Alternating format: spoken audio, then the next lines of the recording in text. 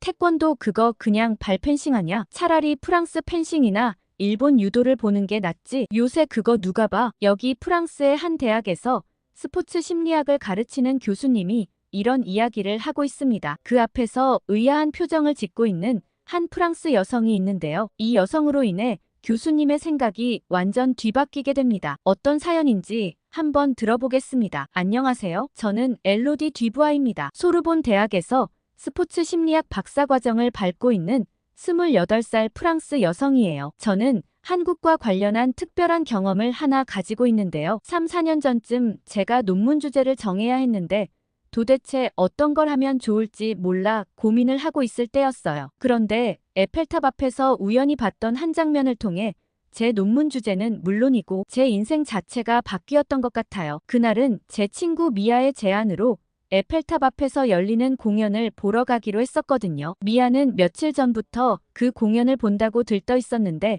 솔직히 저는 별로 관심이 없었어요. 아마추어들이 하는 길거리 공연에는 큰 흥미가 없거든요. 진정한 예술은 극장과 공연장에서 프로들이 하는 것만 의미를 가지고 있다고 생각했어요. 그런데 공연이 시작되는 순간 저는 완전히 압도당하고 말았습니다. 그 공연은 한국 태권도 시범단의 공연이었어요. 시범단이 보여주는 화려한 고공 발차기와 절제된 동작 그리고 위력적인 격파 시범은 정말 놀라웠습니다. 보면서 저는 태권도를 하는 멤버들의 얼굴에서 굉장히 특이한 점을 한 가지 발견했어요. 다들 눈빛에서부터 강인한 에너지가 느껴졌거든요. 이건 단순한 무술을 넘어 무언가 있을 거라는 확신이 강하게 들었습니다. 그런데 공연이 끝난 다음 미아의 행동을 보고 저는 깜짝 놀랐어요. 미아는 공연팀에게 다가가 말을 거는 거예요. 부끄럽고 민망해하는 저와 달리 미아는 굉장히 자연스러웠어요. SNS에서 파리 공연을 한다는 걸 보고 한참 전부터 기다렸다며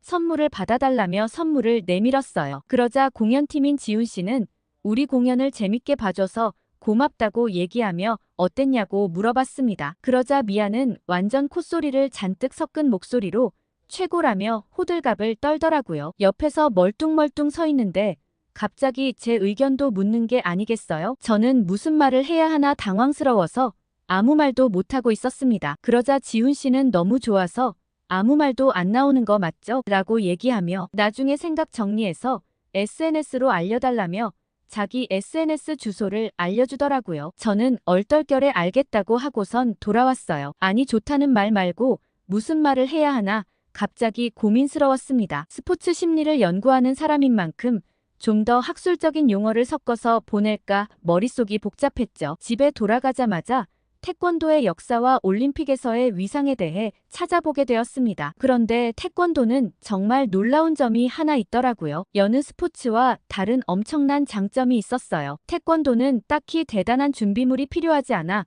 경제적으로 낙후된 국가에서도 쉽게 접근할 수 있더라고요. 많은 장비와 환경 세팅이 필요한 다른 종목과 비교하면 누구나 쉽게 배울 수 있었죠. 실제로 구글 지도에서 태권도를 검색해보면 태권도장이 없는 나라를 찾는 게 더 어려울 정도였습니다. 게다가 도쿄 올림픽에서는 61개국이 태권도 종목에 참가하여 21개국이 시상대에 오를 정도로 다양한 국가에서 메달을 가져갈 수 있었어요. 심지어 남미에서 최초의 메달리스트가 태권도 종목에서 나오기도 했죠. 올림픽위원회 입장에서는 태권도 종목으로 경제적으로 낙후된 나라에서도 메달을 가져갈 수 있고 선수들이 공정하게 기회를 얻을 수 있는 종목이니만큼 올림픽의 본래 목표를 가장 잘 구현한 종목이라고 볼 수밖에 없었어요. 태권도가 없어지면 많은 나라들의 지탄을 받을 수밖에 없겠다는 생각이 들었습니다. 게다가 미국에서는 요즘 태권도 열풍이 어마어마해서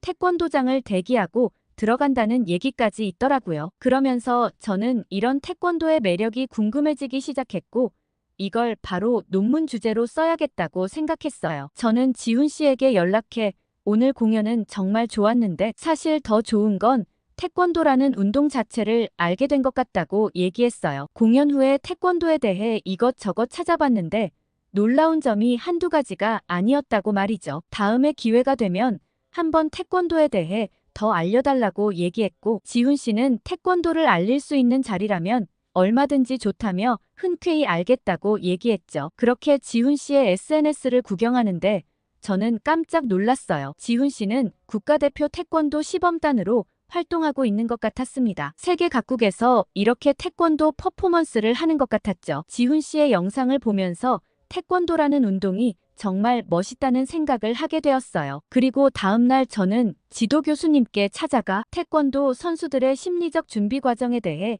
연구하고 싶다고 말씀드렸어요. 교수님은 제 얘기를 듣고 깜짝 놀라시더라고요. 태권도를 선택할 줄은 생각도 못했다고 하셨죠. 태권도보다는 프랑스인들이 많이 하는 펜싱이나 메달을 많이 획득하는 수영을 권하셨어요. 그게 아니라 아시아에서 하는 운동을 하고 싶다면 유도도 괜찮다고 하셨죠. 한국 스포츠인 태권도는 아무래도 세계적으로 봤을 때 권위도 좀 떨어지고 발펜싱이라는 말을 들을 정도로 시시한 스포츠가 아니냐고 얘기하시더라고요. 저는 그 말을 듣고 교수님이 과연 태권도를 실제로 한번 봤을까 싶은 의구심이 들었어요. 제가 봤던 태권도는 압도적인 느낌이 들었거든요. 저는 교수님의 만류에도 불구하고 무조건 태권도를 하겠다고 선택했고 제가 원하는 주제로 논문을 진행하기로 한다고 말씀드렸어요. 그렇게 저는 논문 연구를 위해 프랑스 태권도 협회에 연락했고 운 좋게도 한국에서 온 태권도 전문가와 미팅을 할 수 있게 되었습니다. 그런데 저는 그 전문가를 만나러 가는 자리에서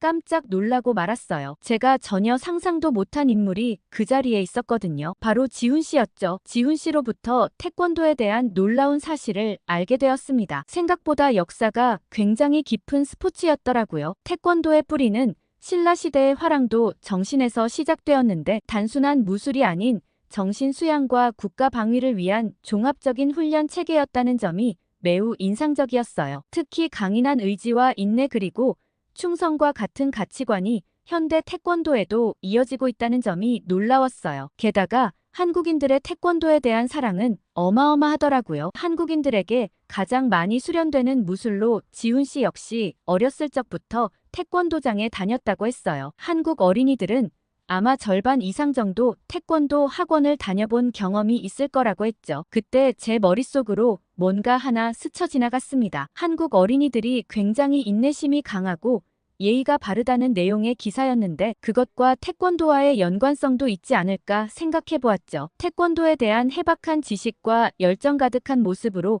설명하는 지훈 씨의 모습이 꽤 인상적이었습니다. 그리고 인터뷰 후에는 같이 밥이라도 먹어야 하나 생각하고 있었는데 지훈 씨의 대답은 뜻밖이었습니다. 지훈 씨는 저를 만날 줄 알았다면 이후 일정을 비우고 차라도 마셨을 텐데 아쉽다고 얘기하며 다른 일정 때문에 먼저 일어났어요. 좀 아쉬운 마음이 들었죠. 조만간 다시 만나자고 얘기하며 아무렇지 않게 헤어졌습니다. 그리고 이후 몇 주 동안 저는 파리 곳곳의 태권도 도장을 방문하며 현장 연구를 해야겠다고 생각했어요. 스포츠 심리를 공부하는 제 입장에서 직접 학생들이 태권도를 배우는 모습을 관찰하고 싶었기 때문이죠. 제가 어느 지역에 있는 곳을 갈까 고민하고 있던 찰나 지훈 씨는 연구가 잘 되어가고 있냐고 물었어요. 그래서 태권도 도장을 어디로 선정할지 고민이라고 했어요. 그런데 지훈 씨는 정말 의외의 대답을 내놓았습니다. 파리 외곽의 소외 지역에 가는 게 어떠냐고 물어봤습니다. 처음엔 굳이 거기까지 가야 할 이유가 있을까 생각했지만 지훈 씨의 대답을 듣고 그 이유를 알 수 있었습니다. 파리 외곽의 소외 지역은 다양한 인종과 문화가 공존하는 곳으로 사회 통합 문제가 늘 주요 이슈로 떠오르는 곳이었습니다. 그래서 사회 통합을 위한 다양한 정책들이 펼쳐지고 있는 곳이기도 하죠. 거기서 태권도가 어떤 효과를 미치는지 보면 연구에 좀 더 도움이 되지 않겠냐고 제안해 주었어요. 저는 아이디어를 준 지훈 씨에게 고맙다고 얘기하며 파리 외곽으로 기차를 타고 이동하기로 했습니다. 그리고 파리 외곽 생드니의 한 도장에 도착했죠. 도장에 들어서자마자 활기찬 20여 명의 청소년들이 열심히 훈련하고 있었습니다. 파리 시내에서도 종종 볼 수 있는 난민으로 보이는 친구들도 있었고 모두 인종도 언어도 다양해 보였습니다. 사실 이곳에 어떻게 태권도장을 차릴 생각을 했지 싶어 의아했어요. 생드니는 파리 외곽으로 우범지역이라 볼 수 있는 곳이었거든요. 저는 관장인 피에르 씨를 보자마자 도대체 어떻게 이곳에 태권도장을 만들 생각을 했냐고 물어볼 수밖에 없었어요. 너무 궁금했거든요. 그러자 관장인 피에르 씨는 10년 전 작은 창고에서 시작한 게 지금은 이렇게 커진 거라고 얘기했어요. 프랑스에서 난민을 받아들이기 시작하면서부터 난민들과 파리 현지인들 사이의 갈등에서 피에르 씨는 어느 한쪽 편을 들기 어렵다는 생각을 했다고 해요. 나만 생각하면 당연히 이민자들이 들어오는 게 싫지만 또 그들의 입장에서 생각해보면 다시 자신의 나라로 돌아가는 게 지옥이라 목숨을 걸고 도망쳐온 거잖아요. 그런데 어느 날 길에서 정말 마음 아픈 모습을 봤다고 했습니다. 프랑스인 꼬마 아이가 난민 아이를 괴롭히고 있는 모습이었대요. 어른들이 난민을 싫어하고 배척하니 아무것도 모르는 아이들마저 서로를 비난하고 괴롭히는 걸 보고 이건 아니라는 생각이 들었다고 하셨습니다. 그래서 아이들이 서로 싸우지 않고 대화할 수 있는 공간을 만들고 싶다는 생각을 간절하게 하셨고 그 방법을 찾고 싶다고 했습니다. 당연히 아이들끼리 관계 개선에는 스포츠만 한 게 없거든요. 그래서 스포츠를 해답으로 찾았다고 했죠. 그런데 저는 그때 당시 10년 전이라면 태권도가 이렇게 많이 알려지지도 않았을 텐데 어떻게 태권도를 알고 계셨냐고 물어봤어요. 그러자 피에르 씨의 입에서는 정말 믿기 어려운 이야기가 나왔습니다. 피에르 관장님은 이 지역 출신으로 어린 시절부터 힘든 환경에서 자랐다고 했어요. 그런데 10대 시절 비행 청소년 그룹에 가담했고 결국 18세의 강도 혐의로 체포되어 교도소에 수감되었다고 하셨더라고요. 저는 이렇게 온순하고 따뜻한 관장님이 과거에 교도소에 수감될 정도였다는 사실이 믿기지 않았어요. 그런데 교도소에서의 생활이 오히려 인생의 전환점이라는 얘기를 하셨습니다. 그 교도소에서 김사범님을 만났다고 하더라고요. 그때 교도소에서는 청소년 수감자들을 대상으로 재활 프로그램이 운영되고 있었는데 김사범님은 태권도 세계화 프로그램의 일환으로 파견되어 그 재활 프로그램을 운영하셨대요. 당연히 피에르 씨는 태권도 수업 따위에 관심이 없었지만 태권도 수업을 듣지 않으면 강도 높은 직업 교육을 받아야 했기 때문에 차선책으로 태권도 수업을 듣기 시작했다고 했어요. 그런데 점차 태권도의 철학과 정신에 매료되었다고 하더라고요. 무엇보다 김사범님의 영향력이 컸던 탓이죠. 김사범님께 배웠던 건 태권도 그 자체가 아니라 삶의 방식이라고 하셨어요. 김사범님은 제게 인내와 존중 그리고 자기 극복의 중요성을 가르쳐 주셨어요. 라며 피에르 씨는 지금도 김사범님께 깊은 감사를 느끼는 듯 얘기하셨어요. 아무튼 김사범님의 가르침 덕분에 2년 후 출소한 피에르 씨는 완전히 새로운 삶을 살기로 결심했다고 했어요. 낮에는 건설 현장에서 일하고 밤에는 태권도를 연습하며 정말 열심히 사셨다고 하더라고요. 누군가의 물건을 훔치는 건 빠르고 쉽게 돈도 벌고 먹을 걸 구할 수 있었지만 김사범님을 만나고 나서 그렇게 쉽게 얻어진 것들은 결국 화를 부른다는 걸 배웠어요. 못 먹고 배 골터라도 제 스스로의 힘으로 헤쳐나가야 하는 인내심을 배운 거죠. 그러던 어느 날 김사범님께서 한국으로 돌아간다는 소식을 듣고 피에르 씨는 마지막으로 스승님께 인사를 하러 갔습니다. 그런데 사범님께선 놀라운 제안을 한 가지 하셨대요. 한국에 와서 태권도를 진지하게 배우지 않겠냐고 얘기하신 거죠. 피에르 씨는 깊은 고민에 빠졌다가 김사범님과 함께라면 그럴 가치가 있다고 판단했고 모든 걸 걸고 한국행 비행기에 올랐습니다. 그렇게 한국에서 1년간 머물며 피에르 씨는 태권도의 깊이를 배웠고 동시에 한국 문화와 정신을 이해하게 되었다고 해요. 특히 한국인들의 예의와 존중 그리고 공동체 정신의 깊은 인상을 받으셨다고 하더라고요. 그렇게 한국에서 인생의 전환점을 맞고 신체적으로 그리고 정신적으로 성장한 피에르 씨는 이곳 빈민가에 작은 태권도장을 열었다고 해요. 저는 피에르 씨의 사연을 들으면서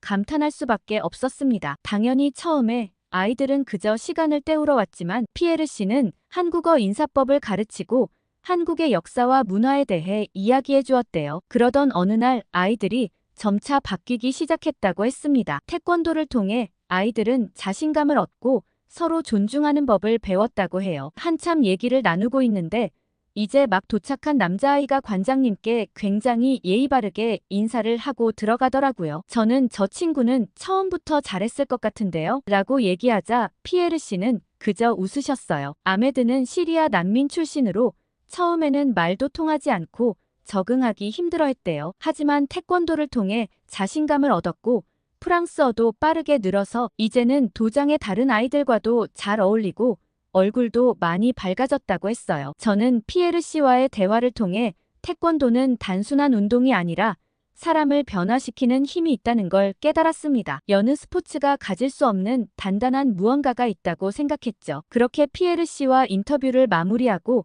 다시 파리 중심구로 돌아오는데 마음이 따뜻했어요. 그리고 이런 장소를 알려준 지훈 씨에게 고마운 마음이 들었죠. 그래서 지훈 씨에게 정말 감사하다고 연락했더니 고마우면 밥이라도 대접해야 하는 거 아니냐고 하는 거예요. 저는 얼마든지 좋다고 충분히 그럴 가치가 있었다고 얘기했어요. 그렇게 다음날 지훈 씨와 파리 15구에서 만나기로 했어요. 저는 지훈 씨에게 어떤 음식을 먹고 싶은지 말만 하라고 했고 지훈 씨는 황당한 얘기를 했어요. 이미 예약을 다 해뒀다고 하더라고요. 저는 도대체 뭐지 싶어 의아했고 지훈 씨가 먼저 앞장서서 가더라고요. 지훈 씨가 소개해준 곳을 따라가서 저는 깜짝 놀랐습니다. 그곳은 한국 레스토랑이더라고요. 제가 태권도에 대한 연구를 하고 있으니 한식도 한번 먹어봐야 하지 않겠냐고 얘기했어요. 저는 안 그래도 한번 도전해보고 싶었는데 이렇게 세심하게 배려해준 지훈 씨가 고맙더라고요. 그 식당은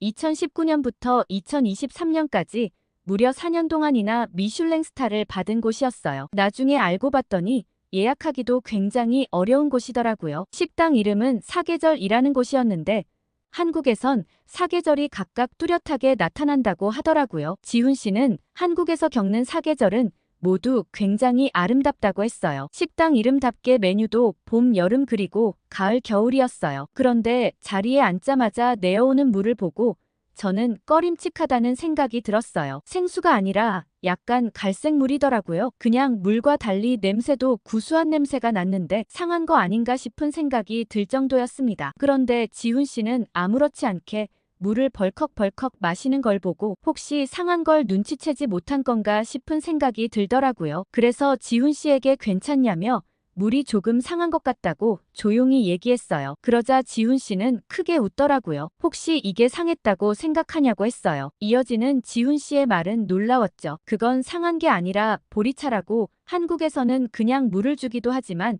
이런 차를 끓여두고 식혀서 준다고 했어요. 보리차는 심혈관 질환을 예방해주기도 하고 피부 미용에도 좋고 항염 효과도 있다고 했죠. 한국에선 흔한 일이라고 구수하고 맛있으니 한번 먹어보라고 했습니다. 저는 지훈 씨의 말을 믿고 눈 딱 감고 마셔보기로 했죠. 물에서는 고소한 향이 가득했고 꽤 제 입에 잘 맞았어요. 밍밍한 생수보다 훨씬 많이 마실 수 있을 것 같은 느낌이 들었어요. 그렇게 물을 마시며 이런저런 얘기를 하고 있는데 사장님은 바로 반찬을 4가지 내어주셨습니다. 지훈 씨에게 이 음식이 에피타이저 같은 거냐고 물어보니 지훈 씨는 나중에 메인 메뉴와 같이 먹는 음식인데 지금 바로 먹어도 상관은 없다고 말하더라고요. 이때까지 유럽의 음식점을 다녔을 때는 에피타이저는 시켜야만 나오고 주로 빵에 올리브유를 주는 경우가 많은데 한식당에서는 신선한 야채로 요리한 것을 내어준다는 게 좋았어요. 그 음식들은 하나같이 건강해 보였거든요. 그런데 저는 의아한 생각이 들었습니다. 이렇게 손이 많이 가는 걸 4가지나 내어주다니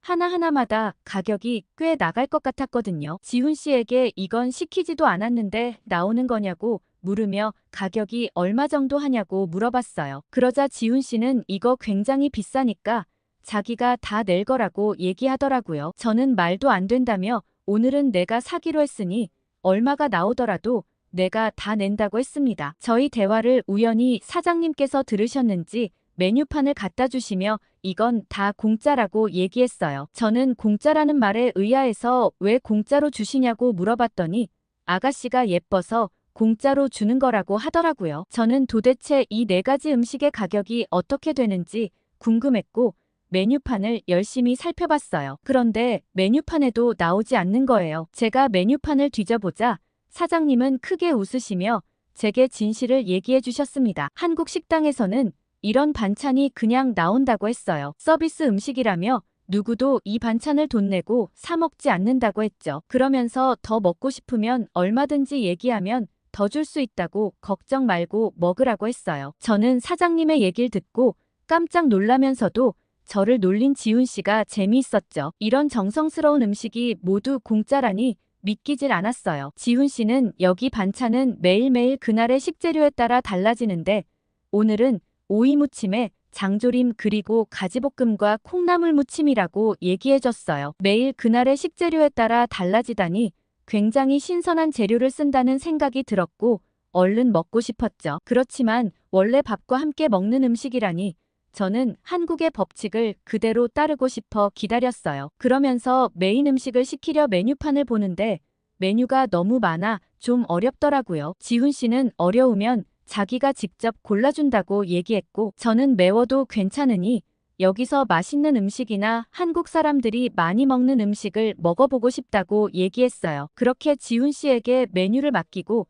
식당을 둘러본 저는 깜짝 놀랐습니다. 한식당이라 주로 파리에 사는 한국인들이나 관광 온 한국인들이 많지 않을까 싶었는데 웬걸 식당을 가득 채운 사람들은 대부분 파리 현지인들이었어요. 사장님께 여쭤봤더니 사장님께서는 파리 현지인들이 훨씬 많이 오시는데 한국 문화가 인기가 많아지면서 한식집도 덩달아 인기가 많아졌다고 얘기하셨어요. 맨 처음 이 식당을 열었을 때만 해도 한식 재료를 구하기가 굉장히 힘들었는데 한식집 인기가 많아져서 재료를 구하기도 정말 쉽다고 하더라고요. 얼마 지나지 않아 지훈 씨가 주문한 메뉴가 나왔고 저는 메뉴를 보고 깜짝 놀랐어요. 색깔이 너무 빨개서 좀 걱정스러웠거든요. 그러자 지훈 씨는 따로 부탁드려 최대한 덜 맵게 만들어달라고 했고 부대찌개는 한국의 역사가 담긴 음식이라고 했어요. 저는 조심스럽게 국물을 한 입 떠먹어봤고 의외로 입에 잘 맞았어요. 계속 땡기는 맛이더라고요. 지훈 씨 말대로 생각보다 별로 맵지 않았어요. 게다가 국물 안에 들어있는 쫄깃쫄깃한 식감의 떡에다 다양한 종류의 소시지 그리고 두부까지 다양한 건더기들을 골라 먹는 재미가 있었습니다. 지훈 씨는 그걸 밥 위에 올려놓고 싹싹 비벼서 같이 먹더라고요. 저도 지훈 씨를 따라 먹었어요. 저희가 먹는 메뉴를 보고 맛있어 보였는지 주변 테이블에서도 저희 메뉴를 따라 시키는 사람들도 있더라고요. 부대찌개에 밥을 비벼서 처음에 나왔던 반찬을 먹어보니 다채로운 맛에 기분까지 좋아졌어요. 기름기 많고 더부룩한 유럽 음식들보다 담백하고 깔끔한 느낌이었죠. 그런데 갑자기 지훈 씨가 손을 번쩍 들더니 사장님께 무어라 얘기하는 것 같았어요. 그러더니 사장님이 바로 면을 가지고 와서 부대찌개에 넣어주셨죠. 지훈 씨는 사리 추가를 꼭 해야 한다며 이게 진짜 맛있다고 얘기했습니다. 저는 이미 밥도 먹었고 너무 배불러서 더 이상 못 먹겠다고 얘기했어요. 그러자 지훈 씨는 딱 한 입만 먹어보라며 라면 사리를 먹으려고 부대찌개를 시키는 거라고 하더라고요. 저는 지훈 씨의 성의를 거절하지 못해서 어쩔 수 없이 한 입 먹었습니다. 그런데 안 먹었으면 정말 후회할 뻔했다는 생각이 들었어요. 라면에 부대찌개가 너무 잘 어울리는 거예요. 아까는 분명 배불러서 더 못 먹겠다고 생각했는데 제가 지훈 씨보다 라면 사리를 더 많이 먹은 것 같은 느낌까지 들었습니다. 저는 지훈 씨에게 한국 사람들은 이런 조합을 어떻게 알아냈냐고 물었고 지훈 씨는 웃으며 한국 사람들은 먹는데 진심이라고 얘기했어요. 저는 미식의 나라는 우리 프랑스라고 생각했는데 한국은 차원이 다른 것 같다고 얘기했습니다. 그렇게 저희는 부른 배를 두드리며 식당을 나와서 좀 걷기로 했어요. 그러면서 지훈 씨는 잠시 한국으로 들어갈 예정이라고 했어요. 가족들도 만나고 휴가를 좀 보내고 올 예정이라고 했죠. 저는 지훈 씨의 말을 들으면서 이참에 나도 자료 조사 겸 한국에 한번 가볼까 싶은 생각이 들었어요. 왠지 같이 가면 재밌을 것 같다는 생각이 저도 모르게 들더라고요. 그런데 지훈 씨의 얘기를 듣고 갑자기 가슴이 콩닥거렸어요. 혹시 자료 조사 겸 한국에 가게 된다면 제가 들어갈 때 같이 들어가는 게 낫지 않겠어요? 라고 얘기하더라고요. 저는 앞뒤 생각하지 않고 바로 좋다고 얘기할 뻔했지 뭐예요. 일단은 생각해보겠다고 얘기하고 다시 집으로 돌아왔어요. 그리고 다음날 저는 교수님께 연구 진행 과정을 알려드리러 갔고 제 이야기를 들으신 교수님은 이때까지와 전혀 느낌이 달랐어요. 제 연구 내용에 굉장히 감명을 받으신 듯 했죠. 스포츠 심리 연구에 큰 획을 그을 수 있겠다며 한국에 한번 다녀오는 게 어떻냐는 제안까지 하셨습니다. 학교에 연구비 지원을 검토해보겠다고 먼저 얘기까지 꺼내주셨죠. 교수님께선 특히 생드니의 피에르 씨의 얘기에 크게 감명받으신 듯 했고 파리의 학교에서도 이런 프로그램을 도입하면 큰 성과를 볼 수 있겠다며 멀리 내다보시는 듯한 느낌이셨습니다. 저는 처음에 태권도를 무시하던 교수님이 맞나 싶은 생각이 들었죠. 그렇게 저는 학교에 연구비 지원을 받고 곧 한국으로 떠날 예정이에요. 태권도에 대해 더 깊이 있는 연구를 할 수 있다는 기대와 더불어 지훈 씨와 보낼 한국에서의 시간도 기다려지는 것 같아요. 오늘 엘로디 씨의 사연 어떻게 들으셨나요? 태권도야말로 누구에게나 기회가 주어지는 평등한 스포츠에 세계각 나라에서 많은 관심을 받고 있다니 뿌듯합니다. 게다가 이번 올림픽에서는 종주국답게 메달까지 획득했으니 더할 나위 없네요. 태권도를 혹시 해보신 적이 있으신지, 어떻게 생각하시는지 많은 댓글 달아주세요. 구독과 좋아요 꾹 눌러주시고 다음에 더 좋은 사연으로 돌아오겠습니다. 사연 제작소 감동필름이었습니다.